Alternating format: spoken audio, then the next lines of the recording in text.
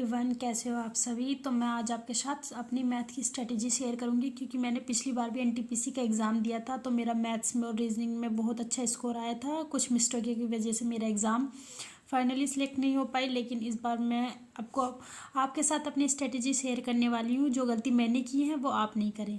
तो आज मैं आपके साथ जो है मैथ की स्ट्रेटेजी शेयर करूँगी कि हमें 30 दिन के अंदर अपने स्कोर कैसे इम्प्रूव करना है।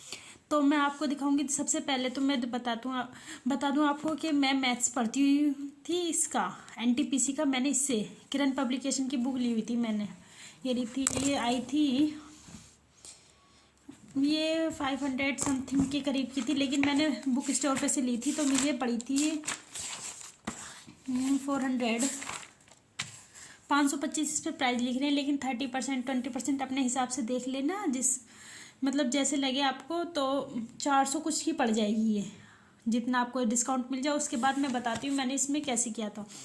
तो मैंने इसमें जो चैप्टर हैं सारे उन्हों को दिखाती हूँ मैं। ये रहा, पहला है नंबर सिस्टम, एलसीएम एचसीएफ, मतलब कि सारे चैप्टर हैं। तो मैंने उसकी स्ट्रेटेजी बनाई है, मैं आपके साथ वो शेयर करूँगी कि 30 दिन में हमें रिवीजन भी करना, अपना सिलेबस भी कंप्लीट करना। तो सिलेबस तो मोस्टली सभी का कंप्लीट होगा, बस रिवीजन करना और मॉक लगाना। तो हमें 15 दिन में तो पहले सिलेबस को पूरा हर चैप्टर को रिवाइज करना है, फिर 15 दिन हमें मॉक लगाना, जिससे हमारा स्कोर काफ़ी अच्छा हो जाएगा और जो हमारी जो मिस्टेक है वो भी हमें पता चल जाएंगी।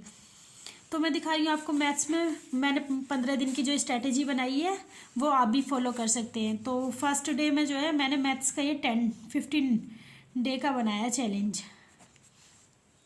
फर्स्ट डे जो करना होगा मैं करूँगी नंबर सिस्टम, एलसीएम एचसीएफ। कर तो सब ने रखा होगा, लेकिन जो मतलब क्वेश्चन रहते हैं जो हमसे नहीं होते उनको हम टिक करो रखते हैं। तो केवल वही क्वेश्चन करने हैं हमें। फर्स्ट डे करना है नंबर सिस्टम और एलसीएम एचसीएफ। ये चैप्टर के अपने कॉन्सेप्ट रिवीजन कर लेना नंबर सिस्टम में, और फिर एलसीएम एचसीएफ में भी उसके बाद 100 50 क्वेश्चन लगा लेना। तो हमारा हो जाएगा। इसका मतलब ये नहीं है कि आप पूरे दिन एलसीएम या एचसीएफ ही कर लें। जब ये पूरे दिन मैथ करेंगे तो हमें रीजनिंग भी करना है और जीएस भी करना है।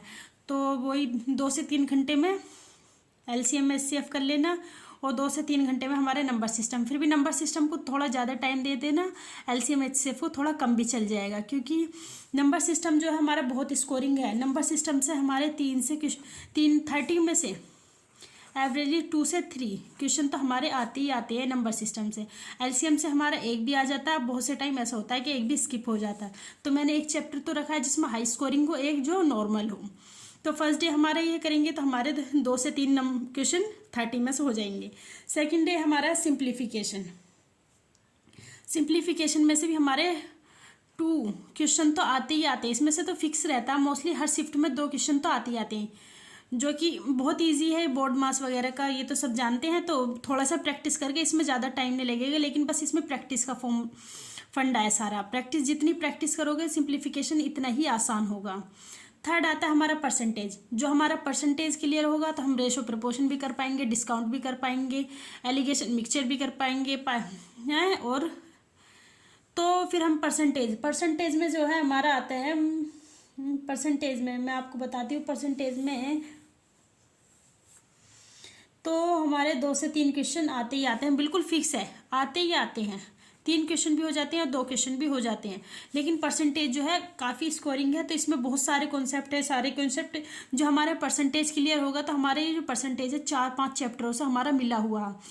तो सबसे पहले मैंने इसी वजह से परसेंटेज रखा। इसके सारे फॉर्मूले रिवाइज कर लेना और उसके बाद क्वेश्चन लगा लेना।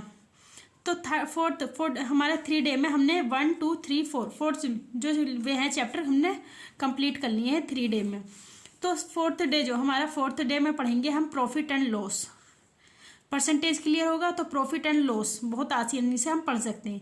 और डिस्काउंट ये भी इसी पे ही है, सब जानते हैं। ये मार्केट प्राइस और सेलिंग प्राइस, कॉस्ट प्राइस, इसी के फॉर्मूले की लगा के मैं आपको अभी अपने नोट्स में दिखाऊंगी मैंने किस तरीके से, मतलब कि एक क्वेश्चन वो बना रखा है। मैंने पूरी नोटबुक बना रखी है, तो उसमें मैंने केवल फॉर्मूले लिख रखे हैं। जैसे फॉर्मूले लिख लिए, वो 10 से 20 क्वेश्चन वो लिख लेती हूँ मैं, जो उनसे मेरे से नहीं होते। इसी तरीके से आप भी अपने बना सकते हैं। मोस्टली सभी हो जाते हैं। कॉन्सेप्ट लिखती हूँ पहले, तो कॉन्सेप्ट लिख के फिर मैं अपने वहाँ पे फॉर्मूले लिख के एक पेज में तो 1 से 2 पेज में तो हमारे फॉर्मूले आ जाते हैं जितने भी। A to Z, और थोड़ा सा स्पेस छोड़ देती हूँ, बहुत से टाइम कॉन्सेप्ट नहीं लग पाता तो नए कॉन्सेप्ट पता चलता है तो वो लिख लेती हूँ, और वो क्वेश्चन लिख लेती हूँ जो मेरे से नहीं हुआ तो उससे ही रिवाइज कर लेते हैं, तो हमारा पूरा चैप्टर मोस्टली रिवाइज हो जाता है। 5 डे आता है हमारा रेशो एंड प्रोपोर्शन, एलिगेशन और मिक्सचर। रेशो एंड प्रोपोर्शन में से भी हमारे 1 क्वेश्चन तो आ जाता है, और एलिगेशन मिक्सचर में से हमारा बहुत से टाइम आ भी जाता है, नहीं भी आता है, लेकिन काफ़ी आसान चैप्टर है तो ये आप कर दोनों चैप्टर एक दिन में हो जाएंगे। फिर आता है simple interest and compound interest, simple और कंपाउंड।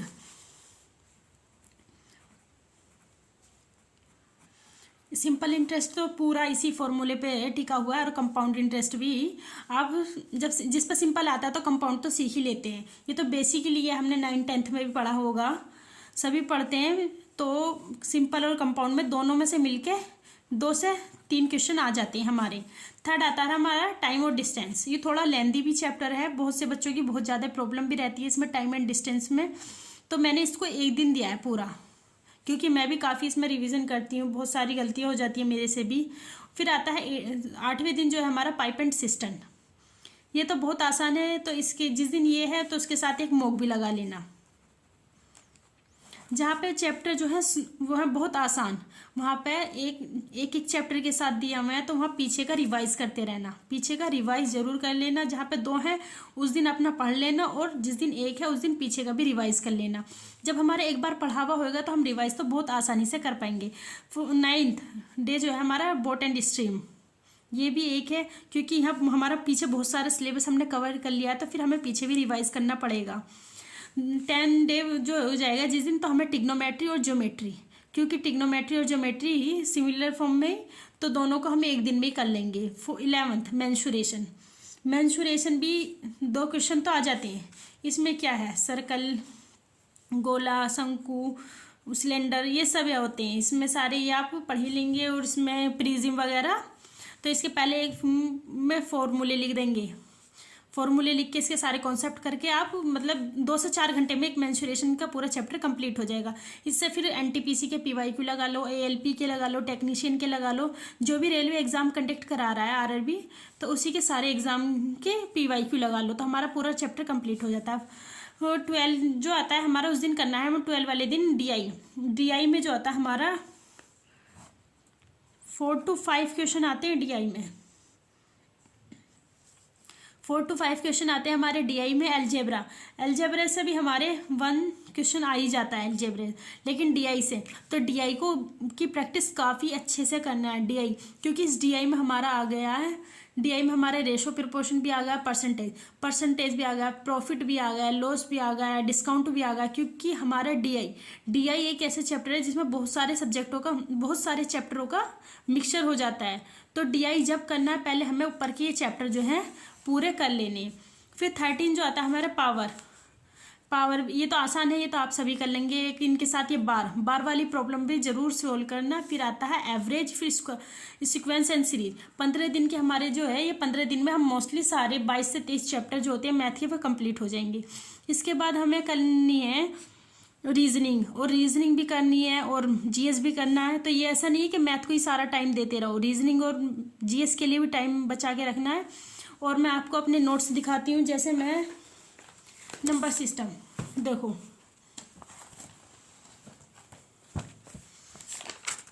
मेरे ये नंबर सिस्टम के नोट्स हैं। ये नंबर सिस्टम काफ़ी बड़ा है, तो इसी वजह से थोड़े इसके नोट्स भी लेंदी हैं। ये बाइनरी नंबर, ये सारे मैंने कॉन्सेप्ट लिख लिए हैं, तो इसके अकॉर्डिंग फिर मैं क्वेश्चन सॉल्व कर लेती हूँ। डिविजिबिलिटी रूल, ये रोमन नंबर, बाइनरी नंबर के सारे सिस्टम, बाइनरी नंबर निकालना इसका, ये तो मोस्टली तो मैं कॉन्सेप्ट ही लिखती हूँ। ये कंबाइंड डिविजिबिलिटी रूल, 2-4 ही फॉर्मूले के साथ क्वेश्चन करती हूँ। तो आप भी इस तरीके से नोट्स बना के, और 15 दिन में हमारा मैथ्स का जो है कंप्लीट हो जाएगा। तो मैं अब नेक्स्ट वीडियो में अपनी जीएस की और रीजनिंग की स्ट्रेटेजी आपके साथ शेयर करूँगी। मिलते हैं नेक्स्ट वीडियो में। Thank you.